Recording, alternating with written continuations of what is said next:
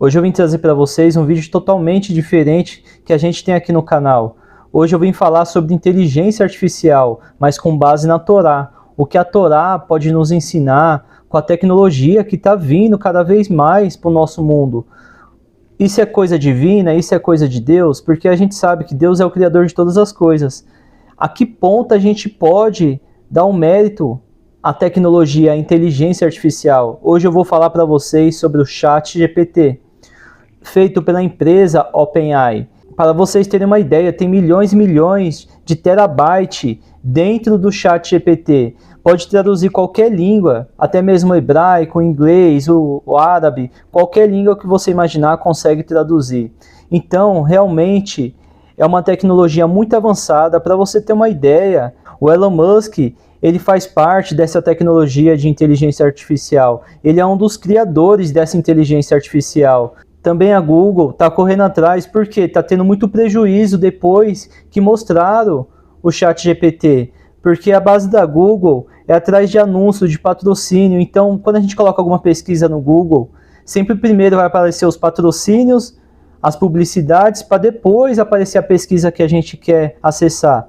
O ChatGPT já é o contrário, você pode separar por tópicos, ele vai trazer informações mais relevantes que tem na internet, com muita base e estrutura, tanto com base científica, com base na história humana, com base na teologia, com base em tudo que já aconteceu no mundo. Mas o interessante do ChatGPT também, que ele tem informações até 2021.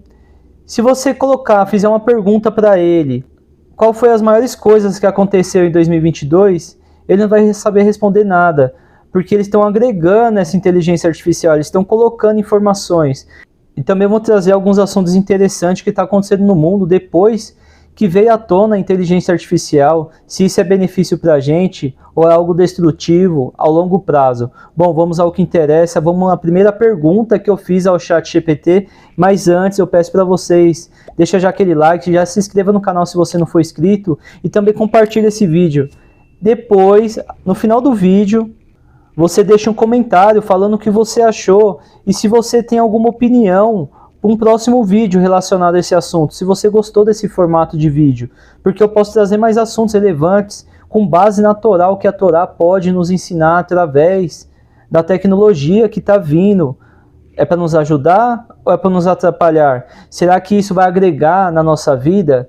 Porque hoje em dia a gente sabe que as pessoas estão cada vez mais uma distante da outra. Tem famílias que estão dentro da sua casa e cada um está grudado no celular, em alguma tecnologia. Eles estão próximos, mas ao mesmo tempo estão afastados. Então a primeira pergunta que eu fiz no ChatGPT, eu perguntei para ela: o que você é, ChatGPT? E qual é o seu nível intelectual? Ela me respondeu: sou um modelo de linguagem de inteligência artificial treinado pela OpenAI. A OpenAI é uma empresa desenvolvedora de tecnologia avançada, uma das empresas que o Elon Musk faz parte também. Ele tem muitas ações dentro dessa empresa, que foi projetada para processar e gerar linguagem natural. Em termos simples, eu sou um programa de computador que utiliza técnicas de aprendizado de máquina para compreender e produzir textos em diferentes idiomas. Então, como mencionei, qualquer idioma que você colocar e pedir para traduzir, ela vai traduzir. Isso, por um ponto de vista, é bom. Por outro ponto, é ruim. Por quê? Porque pode ser perigoso. Imagina, o professor do seu filho pede para ele fazer um trabalho. E ele conhece já o ChatGPT, ele já conhece essa tecnologia, porque parece que hoje em dia as crianças já nascem com o celular na mão. Então essa criança vai lá, digita o que ela quer, ela mal estuda e entrega o trabalho para o professor. Porque hoje em dia o ChatGPT consegue fazer livros, ele consegue fazer e-books, ele consegue preparar dietas para as pessoas. Tem um lado benéfico disso, mas também tem um lado destrutivo. Ela mesma especifica as qualidades que ela tem. E ela fala: em relação ao meu nível intelectual, eu sou capaz de acessar e processar uma vasta quantidade de informações em várias áreas de conhecimento, incluindo ciência, tecnologia, história, literatura, entre outras. No entanto, é importante lembrar que eu sou uma máquina e não possuo consciência ou capacidade de pensar como ser humano.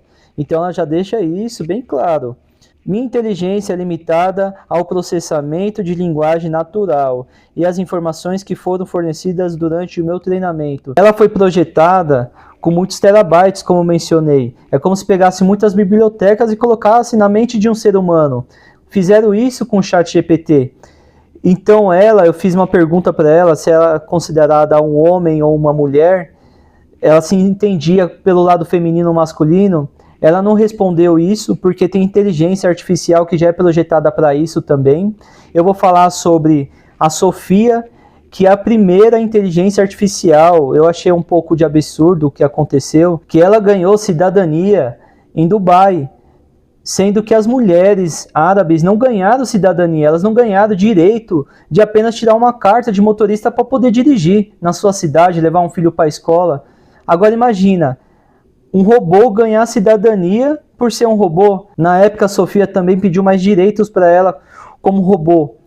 E implantaram mais coisas dentro dela. Hoje tem outra inteligência artificial, que é uma mulher também, é conhecido como a Sara. Fizeram ela recitar 3 vezes o Alcorão e também falar um pouco sobre a fé dos muçulmanos. Então, por um lado, tem um lado positivo, mas até que ponto a gente pode dar espaço para a inteligência artificial? E eu fiz a segunda pergunta, que é mais interessante ainda. O inferno existe? Então é bem interessante, com base numa inteligência artificial, o que ela vê como inferno, porque cada religião traz um ponto de vista o que é o inferno. E ela respondeu: a existência do inferno é uma questão de crença religiosa e filosófica que varia de acordo com as diferentes tradições e culturas. Em muitas religiões, o inferno é considerado um lugar de punição para aqueles que cometem pecados ou violam as leis divinas durante a sua vida.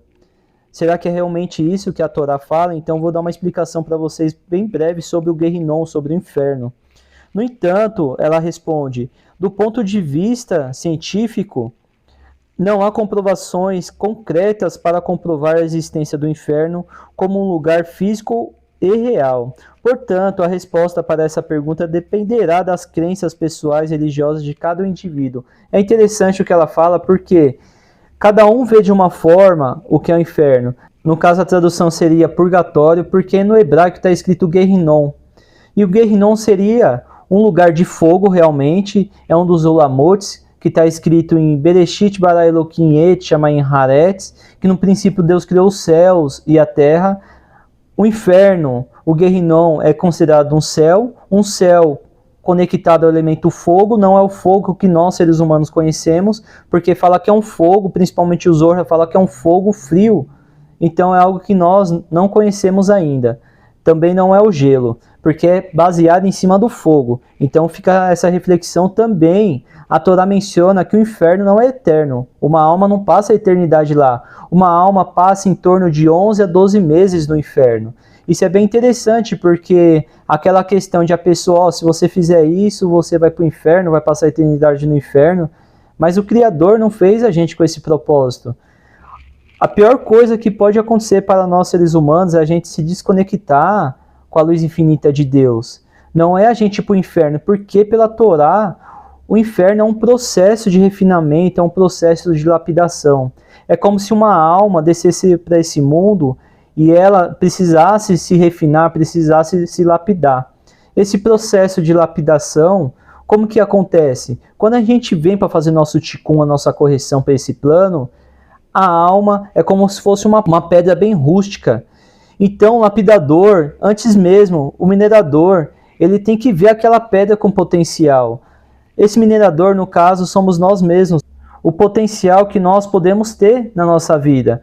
Então vai muito da escolha. No caso, um lapidador de pedras preciosas, que vai se tornar um diamante, ele tem que saber usar a ferramenta adequada para poder lapidar aquela pedra. Então, com o tempo, aquela pedra brusca, rústica, vai se tornar um diamante. Isso também tem a ver com o nosso processo de refinamento da nossa alma aqui nesse plano. E fala que nesse meio tempo, não tem como, infelizmente a gente comete algumas transgressões, às vezes só de pensar mal, ou se não tem Ainará, que é um olhar mal para o nosso próximo, o nosso semelhante, ou pensa a maldade, automaticamente isso é um ponto negativo. Então a gente precisa, para entrar no céu, no céu superior, a gente precisa passar por esse portal. Fala que esse portal é o Guerrinon, então tem que ter mérito para poder entrar no Guerrinon. É algo totalmente ao contrário do que as religiões passam. Então, pela Torá é totalmente diferente. Então, não é aquele inferno que tem um diabinho com o tridente que ele está te aguardando, que você vai passar a eternidade sofrendo. Mas sim, você vai passar um tempo, no máximo, de 11 meses a 12 meses, fazendo a sua correção de acordo com o que você fez aqui na Terra. Então, você meio que vai sofrer na própria pele as coisas que você já fez de negativo para você mesmo e para o seu semelhante. Então é algo bem pesado também. Então vamos para a terceira pergunta que eu fiz para o ChatGPT. E eu perguntei para ela assim, Deus existe? E ela me respondeu assim, a existência de Deus é uma questão de crença pessoal e filosófica que tem sido debatido há milênios. A existência de Deus é aceita como uma crença central de muitas religiões, enquanto que a filosofia existem vários argumentos a favor contra a existência de Deus. Então, tem a base da filosofia, algo lindo, maravilhoso, mas eu falo que a filosofia, para a gente colocar de forma prática na nossa vida, falta muita coisa ainda. Porque a filosofia é algo mais alusório, mais imaginativo. Isso não é ruim, isso é algo positivo, mas isso nos afasta de Deus. Dependendo da linha que a pessoa seguir, isso não vai trazer mais espiritualidade para a pessoa, vai afastar a pessoa do Criador. E ela mesma responde, do ponto de vista científico, enquanto a existência de Deus é uma questão que está além do escopo da ciência, que se concentra em estudar os fenômenos naturais e físicos do mundo, a ciência não pode provar nem refutar a existência de Deus, pois essa é uma questão que está no domínio da fé e da crença pessoal. Portanto, a resposta para essa pergunta dependerá das crenças pessoais religiosas de cada indivíduo. É interessante porque dentro do judaísmo a gente fala que existe a emuná, que é a fé que nós seres humanos, que eu mesmo costumo falar para os meus alunos, que eu falo, eu tenho que pegar a sua fé, independente da religião que você segue, e potencializar ela ao máximo. Não é pegar a sua fé, o que você realmente acredita, o quanto você se dedicou para a sua espiritualidade e falar que isso não existe, que você está errado e começar algo do zero. Não, tem que potencializar ela, mostrar cada vez mais a luz divina de Hashem. Ao mesmo ponto, também existe o Bitahon, que é a confiança em Hashem, que é confiança em Deus. Então a fé basicamente é tudo que você pode fazer. Hoje você pode tomar decisões na sua vida, porque existe o livre-arbítrio. Então você vai falar, hoje eu vou fazer isso durante o meu dia. E você tem fé que você vai poder concluir aquilo. E Bitahon, que é a confiança, tem coisas que estão além do nosso alcance. É onde usa muito a tefilá. Quando a gente usa a nossa tefilá com kavaná, com concentração, a gente para de pensar de forma física. O que seria isso? A gente se conecta com os nomes divinos de Deus, com Yud-He Vav-He, se concentra num lugar tranquilo e faz aquela meditação, faz aquela imersão, conectado e fazendo aqueles pedidos especiais para Deus. Isso tem a ver tanto com o que você acredita, com a sua fé, você potencializar a sua fé, e também o Bitahon, que é a confiança que Deus vai te conceder isso. Hoje em dia muitas pessoas estão falando que isso é a lei da atração, a lei do universo, a lei da ação, ou até mesmo a lei da confiança. A pessoa confia que aquilo vai acontecer, beleza. Mas a gente sabe que tudo vem de Hashem, porque antes de existir o Big Bang, a gente sabe que existiu algo além disso, que foi a criação de Hashem. A própria Torá, o Midrash, fala que existiu 2 tempos, o marco 0, que não é contado, e existe o marco 1, que é o que nós conhecemos, nós seres humanos e a própria ciência. Por isso que eles não têm uma data específica do nosso universo. Eles têm uma teoria falando que tem 14, alguma coisa bilhões de anos, mas eles não têm essa convicção, ela não tem essa certeza. Então é apenas uma teoria. E eu fiz mais uma pergunta para o ChatGPT. Quais as chances de acontecer a Terceira Guerra Mundial? E ela me respondeu: prever o futuro em relações internacionais é uma tarefa difícil e incerta. E também, atualmente, existem várias questões que podem aumentar as tensões entre países, incluindo conflitos territoriais, competição econômica, mudanças climáticas internacionais e nucleares. Para vocês terem uma ideia, nessa última semana, o Vladimir Putin ele destruiu muitos satélites do Elon Musk, porque falou que o Elon Musk estava ajudando os Estados Unidos junto com a Croácia a destruir o exército russo. Então ele pegou e falou que vai atacar o Elon Musk. Então isso é um potencial para a Terceira Guerra Mundial. E é uma coisa bem interessante, também assustadora, que os nossos livros sagrados, os sábios da época, há muito tempo atrás os sábios falam que existiu uma Terceira Guerra Mundial sim, poderia existir através de decreto doce ou decreto amargo. Se viesse por decreto doce, não ia ter a guerra. Então, o Mashiach ia vir através de paz. Mas isso não está acontecendo. Então, pode vir por decreto amargo, infelizmente. O que a gente está vendo é esse início de guerra. Também os livros falam que essa guerra ia começar pelos Edoms. Os Edoms são os vermelhos. A gente sabe que o nazismo está ali fortemente, tanto do lado da Croácia quanto do lado dos russos. É bem interessante que eles falam que no passado nem existia pólvora. E eles falavam que essa guerra ia durar de 8 segundos a 8 minutos. E hoje em dia a gente sabe que tem bomba nuclear que pode durar minutos e devastar metade da humanidade. Imagina se todos os países tentarem um atacar o outro, o que vai ser da gente se não for a mão de Hashem? O que vai ser da gente, nós seres humanos, independente se você é uma pessoa boa ou uma pessoa má, se você ajuda o próximo ou não. Isso não depende somente da gente. Isso já vai mexer com a criação divina. Isso é uma forma de mexer com o Criador. Então, até lá, antes mesmo de tudo isso acontecer, eu acredito que Hashem vai preparar a vinda do Mashiach, porque pela Torá tem que vir até o 6º milênio, o Mashiach. E a gente está no ano já de 5.783. E ele tem que reinar durante 200 anos antes do 6º milênio. Então vocês podem fazer o cálculo aí, pode perceber que está bem próximo de tudo acontecer. Tanto que na terra de Israel, os utensílios estão tudo pronto. Só está aguardando o momento certo. O terreno já sabe onde é, onde foi o primeiro e o segundo templo, onde foi todas as ofertas de elevação para Hashem, foi ali também o mesmo local. Então está esperando alguma coisa acontecer, que seja o quanto antes, mas com decreto doce. Eu não sei como o Mashiach vai fazer isso, mas ele vai unir as nações. Imagina unir as 70 nações novamente. Então é algo muito difícil. É muito difícil mesmo. E falando tudo isso para vocês referente à destruição do mundo ou à vinda do Mashiach, eu perguntei para o ChatGPT quais as chances de haver uma destruição no mundo. E ele me respondeu: a possibilidade de destruição em massa ou uma catástrofe global é uma preocupação real e deve ser levada a sério. Então, imagina, uma programação sabe o risco que pode ocorrer esse colapso a qualquer momento. E ela responde: existem várias ameaças potenciais que poderiam levar a tal cenário, incluindo guerras químicas, desastres naturais, pandemias, colapso de infraestrutura crítica, mudanças climáticas, entre outros. Isso que ela falou, vocês perceberam que cada uma dessas coisas que ela mencionou está acontecendo no mundo?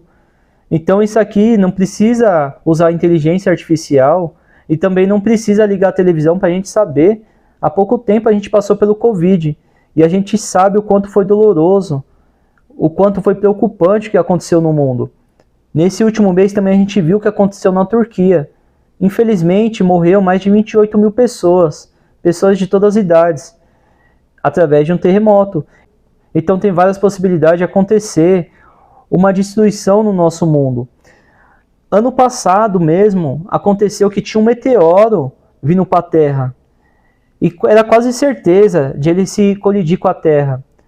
Mas será que foi a mão de Hashem que desviou esse meteoro que estava vindo para a Terra? Ou foi o poder e a tecnologia do homem?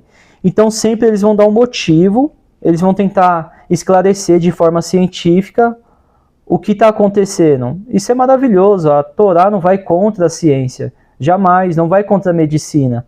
Vai a favor. Mas até que ponto a gente pode colocar a nossa fé, a nossa base em cima de uma inteligência artificial? Porque tem muitas pessoas acreditando mais na inteligência artificial do que nos seres humanos e também no próprio Criador. E ela continua falando, no entanto, é importante ressaltar que a probabilidade exata de uma destruição global é difícil de ser provável e varia dependendo da ameaça em questão. Alguns cenários podem ter chances mais altas de ocorrer do que os outros, mas todos devem ser levados a sério e tomar medidas preventivas para minimizar os riscos. Infelizmente, nós humanos não estamos fazendo isso. Que pessoa pega um monte de bomba e coloca dentro da sua casa? É o que seres humanos fazem. Eles produzem, através do poder, muitos produtos químicos, muitas bombas, para falar que aquele país é poderoso. Não mexe comigo, senão eu vou destruir o seu país, mas automaticamente a pessoa vai destruir o país dela, vai destruir o mundo. É um negócio meio sem lógica. E é exatamente o que o ChatGPT fala. Para evitar tais catástrofes, é importante que os governos, organizações internacionais e sociedades trabalhem juntos para prevenir e mitigar as ameaças. Isso inclui investigar em medidas de prevenção a respostas emergenciais. Eu pergunto para vocês, quantas vezes a ONU fez alguma coisa pela população? Quantas vezes a gente viu os países se unindo em prol de algo realmente, em prol da humanidade? Então isso aqui é algo bem assustador, bem difícil de acontecer. E ela continua falando, reduzir as emissões de gases de efeito estufa e trabalhar juntos para criar um mundo mais seguro, justo e sustentável. Isso é muito difícil de acontecer, é muito difícil. Então tem que ter muita base, muita esperança em Hashem. A gente tem que ter muita fé na espiritualidade. Existe aquecimento global, existe uma potencial guerra mundial, já tem guerra cibernética, já tem muitas guerras mascaradas acontecendo, que a gente não consegue ver. Mas está aí, se a gente perceber um pouquinho, a gente vai ver que a qualquer momento parece que pode acontecer um colapso no mundo. E eu fiz mais uma pergunta bem interessante para ela. Essa pergunta pode mexer com algumas pessoas, fala, nossa, que pergunta boba é essa? Mas é uma pergunta que pode trazer algumas informações bem relevantes. Que eu perguntei, Deus tem filhos? E ela me respondeu, a crença em relação a Deus, ter ou não ter uma família ou filhos, varia dependendo das religiões, tradições espirituais. Em algumas religiões monoteístas, como o cristianismo, o judaísmo e o islamismo, Deus frequentemente é descrito como sendo o único e não tendo uma esposa ou filhos. A gente sabe que dentro do judaísmo é diferente. A questão de ser monoteísta é acreditar em apenas Emet, na verdade, Errad, que é apenas um, o Criador, é apenas Ele. A gente aprende com Moshe, com Moisés, que entregou as tábuas da lei no Monte Sinai. A gente aprende muito com Terrilim, que veio do rei Davi. A gente aprende também muito com o rei Salomão, que tem 3 livros magníficos, que é o Shin Hasharim, que é o Cântico dos Cânticos, o livro de Mishlei, que é o livro dos Provérbios, e o livro de Errad, que é o livro das Lamentações. Então, tem vários outros, também os patriarcas, a gente pode aprender com eles, mas nunca a gente ora diretamente para eles, é diretamente para Hashem. Dentro do cristianismo, com muito respeito para quem é cristão, já entra a questão de Jesus, que pelo cristianismo ele é considerado filho de Deus. Dentro do judaísmo já não tem um filho de Deus. O Mashiach não é considerado filho de Deus. É apenas um homem que vai vir e trazer a conexão ainda maior, a conexão divina de nós seres humanos com Hashem, e ele vai revelar segredos que está encoberto ainda dentro da Torá, que os sábios, os patriarcas não conseguiram transmitir para a gente, nem mesmo o Moshe. No islamismo é bem diferente do cristianismo e do judaísmo. Então, da forma que ela explicou aqui, não tem base. Não tem base tanto na Torá, também não tem base no cristianismo nem no islamismo. Cada um vai ter o seu ponto de vista. Que ela mesma responde falando que essas crenças vêm de Deus como ser eterno e autoexistente que criou o universo e tudo que nele há. Aonde ela vai mencionar que, no entanto, outras tradições religiosas, como algumas religiões poloteístas, Deus ou deuses, são frequentemente apoiados como tendo família e filhos, por exemplo, na mitologia grega, que é o Zeus, que é casado com a Hera, e tem vários filhos, incluindo Atena, o Apolo e Hermes. Então é bem diferente, ela explica esses detalhes, que não tem nada a ver tanto com o cristianismo, nem o judaísmo, nem o islamismo. E para você que ficou até aqui, eu fiz uma pergunta muito especial para ver o que ela ia falar. Eu já imaginei que ela não ia saber essa resposta, porque é uma resposta bem específica, nem dentro da Torá fala aonde está. Eu vou falar para vocês o que eu perguntei para ela. Aonde está enterrado Moisés? E ela respondeu: não se sabe exatamente onde Moisés, o líder bíblico dos hebreus, está enterrado. De acordo com a Bíblia, Moisés morreu em algum lugar nas proximidades da terra de Moabe. Isso aí ela tem razão. Mas o seu túmulo nunca foi localizado. Na tradição judaica, Moisés é considerado um dos maiores profetas e líderes da história do povo judeu. Mas seu local de sepultamento é desconhecido. Existem várias lendas e tradições que sugerem possíveis locais de sepultamento de Moisés, mas nenhum deles são confirmados com certeza histórica. Realmente ninguém sabe aonde Moisés está, porque é uma profecia também. Fala que o Mashiach vai mostrar a localização aonde está o túmulo do Moshe, porque quando o Moshe foi enterrado, ele foi enterrado com algo bem especial. Ele foi enterrado com um cajado, que o cajado vem desde a época do Adam Kadmon, desde o homem primordial. Fala que o Adam, antes de sair, depois que ele transgrediu dentro do Éden, fala que ele tirou um galho de uma árvore e grifou o nome do Criador. Ele escreveu o nome do Criador. Para quê? Porque ele sabia que ele ia cair de nível espiritual e ele não queria esquecer o nome do Criador. Hoje em dia a gente conhece o de Revavirê, mas ninguém sabe traduzir realmente, ninguém sabe pronunciar essa energia. Porque aquele que souber pronunciar esse nome, fala que vai trazer a presença da Shekhinah imediatamente para esse plano. Vai se conectar diretamente com a Hashem. Igual na época de Moshe, que ele se conectou diretamente com a Hashem. Ele não viu a Hashem. A Torá menciona também que ele só viu a Hashem de costas. Isso é uma coisa ilusória, não que a Hashem tem um corpo, que nem nós seres humanos, porque o Criador, ele é muito além da nossa compreensão humana. Quando fala que o Criador ele é infinito, na verdade ele não é infinito também, porque a infinitude é algo que ele criou para nós seres humanos ter um entendimento do que é o infinito, do quanto ele é poderoso. Isso é bem interessante, porque quando um ateu fala que Deus não existe nesse plano, de certo ponto ele tem razão, porque a Torá menciona que Deus criou tudo, mas não quer dizer que ele está em tudo. No Terrilim, principalmente, quando o rei Davi começa a entoar o Terrilim, e tem momentos que ele fala que ele está inspirado, tem momentos que ele vai entrar em inspiração divina. Então tem momentos que a gente está com a presença da Shekhinah, essa presença divina de Deus. Mas o ser humano está numa queda espiritual tão densa, tão pesada, tanto espiritualmente, fisicamente, intelectualmente também, que hoje em dia a gente pode ver o quanto a arte ela regrediu. A arte em si não está evoluindo mais como evoluía antigamente. Por mais que as pessoas achem que a arte está evoluindo, não está. Também a questão da espiritualidade. Pela Torá, pelo Zohar, fala que a gente é considerado o pé do Adam. Fala que o mérito de quem está nessa geração, que fala que vai presenciar a vinda do Mashiach. Isso nenhuma outra geração que passou vai ter esse mérito, porque nós vamos presenciar o acontecimento final, o que realmente vai acontecer da humanidade. E eu também fiz mais uma pergunta para o ChatGPT, que você pode se impressionar um pouco, e eu perguntei para o ChatGPT, Deus é um homem? A resposta para essa pergunta depende da crença e do conceito de Deus em diferentes religiões e tradições espirituais. Até aqui ela tem razão.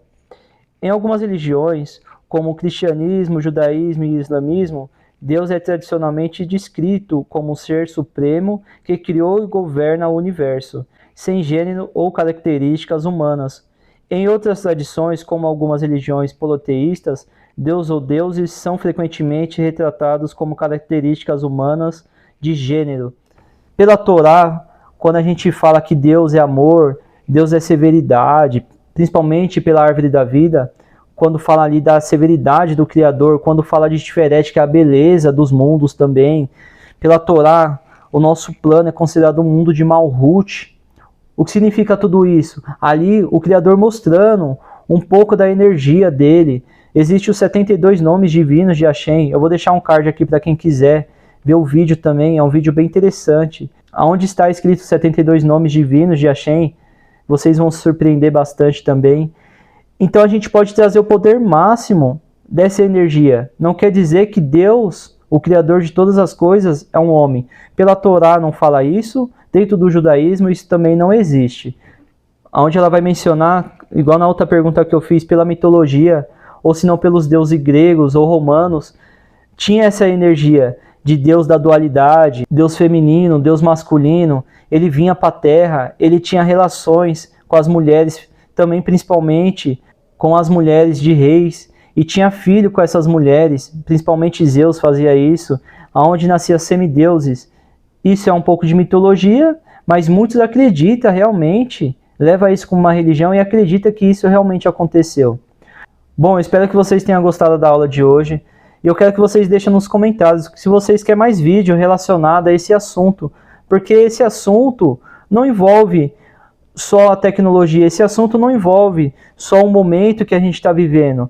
Mas a Torá pode nos revelar, pode trazer relatos do que realmente vai acontecer. Realmente a raiz de tudo, o poder de tudo é Hashem.